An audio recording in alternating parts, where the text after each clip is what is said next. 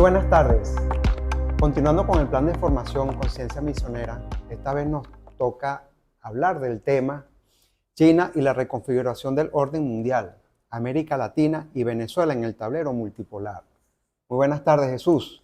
Buenas tardes, Ramón. ¿Cómo están ustedes? Saludos. Bueno, Jesús, hoy hablar del papel de China. Recordemos que China, luego de la Segunda Guerra Mundial, desempeñó un papel muy importante en la guerra, en esa guerra que ella tuvo con Japón. Esa guerra comenzó inclusive antes del comienzo de la Segunda Guerra Mundial, en 1937. China fue fundador de las Naciones Unidas. Fue reconocida como una de las 4 grandes potencias de ese entonces. ¿Qué nos puedes comentar al respecto, Jesús? Bueno, hablar de China y la configuración mundial en breve tiempo, bueno, hay que una tarea compleja, ¿no? Vamos a hacer el esfuerzo de hacer la síntesis de la configuración mundial y necesariamente, como tú dices, Ramón, hay que circunscribirse después de la Segunda Guerra Mundial. Un poco cómo ha venido avanzando ese mundo en el ordenamiento según la época. Podemos decir entonces que después de la Segunda Guerra Mundial, en lo que algunos autores llaman el reparto del mundo, predominó la Guerra Fría. La Guerra Fría representó el mundo bipolar. Que los triunfadores de la Guerra Fría podemos sintetizarlo en 2 bloques. El bloque occidental, Estados Unidos capitalista, el bloque del este, la Unión República Socialista Soviética, la Unión Soviética, socialista o comunista. Fueron los 2 grupos de poder después de la Segunda Guerra Mundial, en el periodo que llamamos Guerra Fría, del 1959 hasta 1989. ¿Por qué Guerra Fría? Porque no hubo enfrentamientos directos, bélicos directos, pero sí hubo expresiones de esa guerra. Sí. Y como estamos hablando de América Latina, para acá se expresó en algunos elementos muy importantes, por ejemplo, de cómo Estados Unidos intentó siempre imponer su ideología de la doctrina Monroe, de América para los americanos, hacia este lado de América Latina. Te estoy hablando de intentos de invasión en Cuba, invasión de la Bahía de los Cochinos, las crisis de los misiles en 1962, es la expresión de que casi estuvimos a punto de aquella Tercera Guerra Mundial o aquella explosión nuclear generada entre esas 2 pugnas entre Estados Unidos y la Unión Soviética. Pero también lo vemos expresado hacia nuestro lado de Venezuela en iniciativas del Imperio Yanqui, en ese caso, de Alianza para el Progreso, por ejemplo, que significaba supuestamente, bajo un manto de ayuda económica, era el dominio del imperio hacia este lado, principalmente de Venezuela y América Latina. ¿Qué representó entonces ese bloque occidental para Venezuela, Ramón? Bueno, el Plan Cóndor. El Plan Cóndor no fue más que la exportación o la implementación de dictadores en América Latina.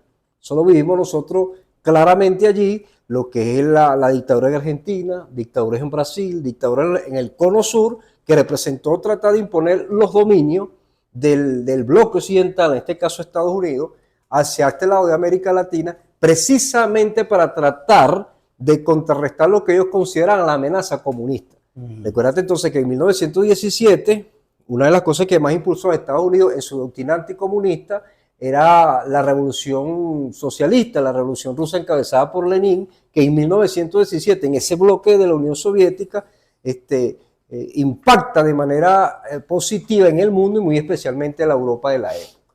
Entonces, en ese trayecto de la Guerra Fría, que hay muchos eventos que podemos mencionar, pero por razones de tiempo ejemplificamos, que representó entonces esa época el mundo bipolar.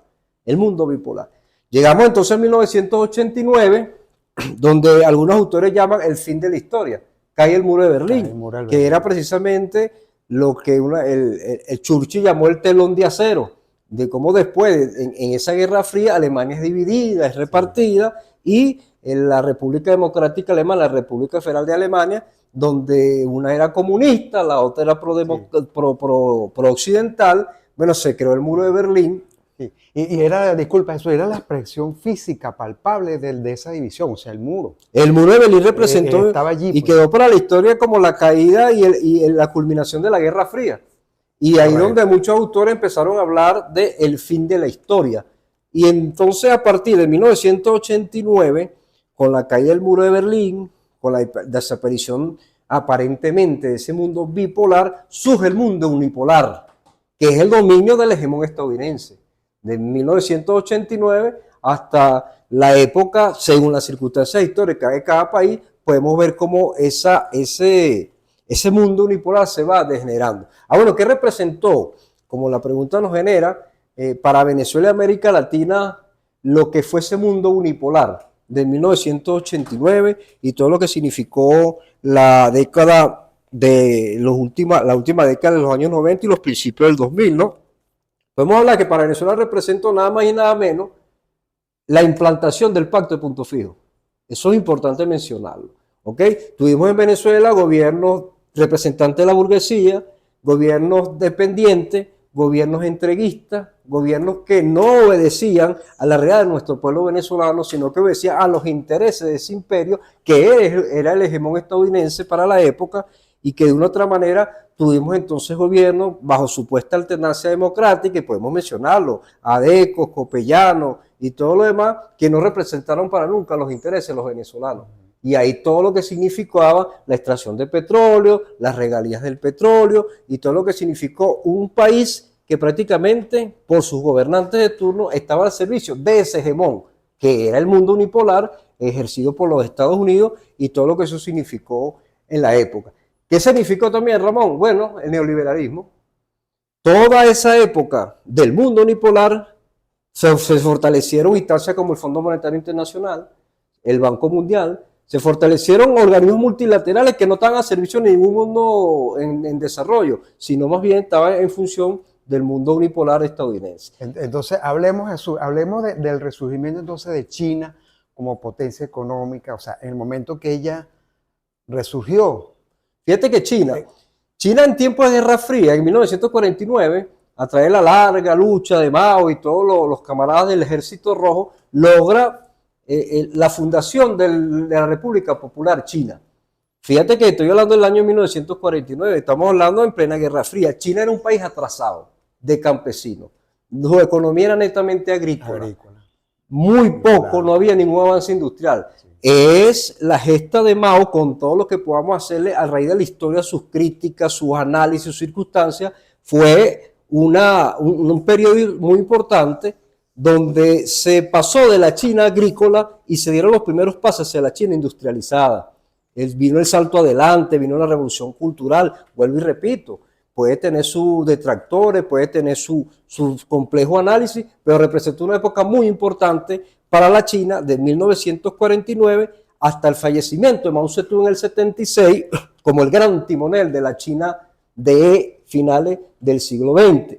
Después de Mao Zedong entra en escena el famoso Deng Xiaoping, que era precisamente un camarada del Ejército Rojo, militante de la causa con Mao Zedong, y entonces empezamos a hablar, Ramón, de la modernidad. La modernización. Se habla de Deng Xiaoping como el arquitecto de la reforma de China, y quedó para siempre aquella frase que decía, no importa el color del gato, con tal que case ratón. Eso lo manifestó Deng Xiaoping. Introdujo reformas económicas, habló de 4 modernizaciones, la modernización industrial, la tecnológica, incluso a nivel de agricultura habló de una gran empresa agroindustrial y todo lo que significó los avances a la modernidad de China. Y Deng Xiaoping nos hablaba entonces de un país y 2 sistemas.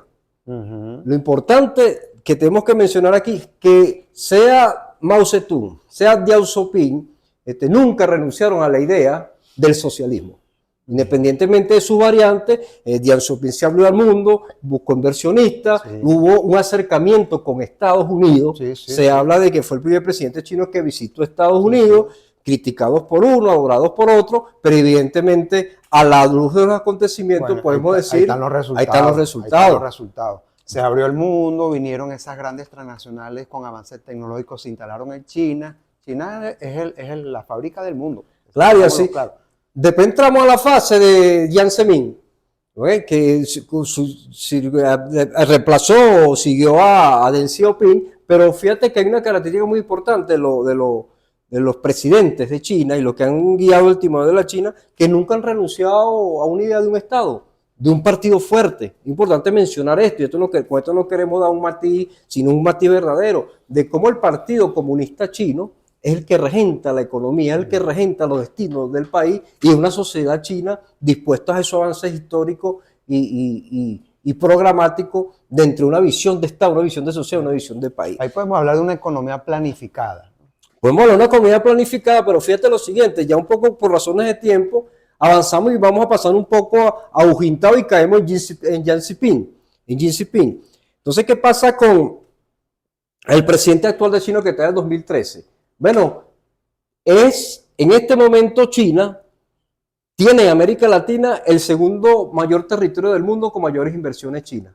Entonces empezamos a hablar de inversiones en América Latina, empezamos a hablar de cómo China empieza a respaldar el desarrollo de los países con que se relacione sin necesidad de un imperio que lo domine y que lo oprima. Eso es muy importante para nosotros, porque ahora en Venezuela, bien lo mencionábamos entre telones, nosotros queremos una alianza con China, pero que no sea dependencia de ningún nivel, sino más bien de transferencia, de alianza en lo tecnológico, en lo militar, en lo educativo, en lo de seguridad, componente energético y todo lo que significa en este momento el relacionamiento de Venezuela ante el nuevo orden mundial. Sí, eso es lo que hay que, digamos, cuidar, ¿no?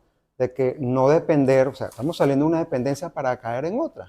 Eso va a depender, nosotros más bien lo vemos como una ventaja estratégica, el que Venezuela, los caminos que abrió el comandante Chávez, de relacionarnos con los que hoy son potencias emergentes y que están, digamos, configurando ese nuevo orden mundial. ¿Cuál es el nuevo orden mundial al que estamos asistiendo, Ramón? Un mundo pluricéntrico, un mundo multipolar que deja atrás el mundo unipolar. Y todas estas expresiones que venimos viendo en este momento, bueno, estamos haciendo este video y está a punto de una guerra nuclear entre Israel e Irán. Esas son expresiones ya del agotamiento de un modelo unipolar, porque en todo eso está jugando el papel militarista y armamentista de Estados Unidos para mantener su hegemonía en el mundo, que ya se agotó, ya está en declive, pero aún el lobo herido antes de morir sigue sangrando y causando muerte, en este caso la bestia herida que es Estados Unidos. Y es una expresión real esta nueva en el Medio Oriente, pero no olvidemos que todavía lo de Ucrania está vigente. Sí. En todos esos elementos bélicos en los territorios del mundo está metido Estados Unidos. Sí. Es el declive, es el agotamiento del modelo unipolar. Nace el nuevo mundo, Ramón, con China a la cabeza, con Rusia a la cabeza, como potencias emergentes, como potencia de esa nueva configuración mundial. ¿Y cuál es nuestro papel como Venezuela? Sí, pero tiene que haber un equilibrio. Así es. Un equilibrio, porque siempre imponerse uno u otro bando, siempre va a haber, digamos, hegemonía de algún tipo. No, y tenemos la oportunidad en este momento histórico. Venezuela tiene que aprovechar esa oportunidad. Ese centro pluricéntrico que se está creando, para diversificar su economía, para independizarse tecnológicamente. Nuevas inversiones de tipo, incluso de telecomunicaciones, inversiones en materias de salud, todo lo que significa la transferencia tecnológica, que nos permita a nosotros, en el marco de la soberanía nacional y la independencia, que esta sea una verdadera alianza donde sea el de ganar.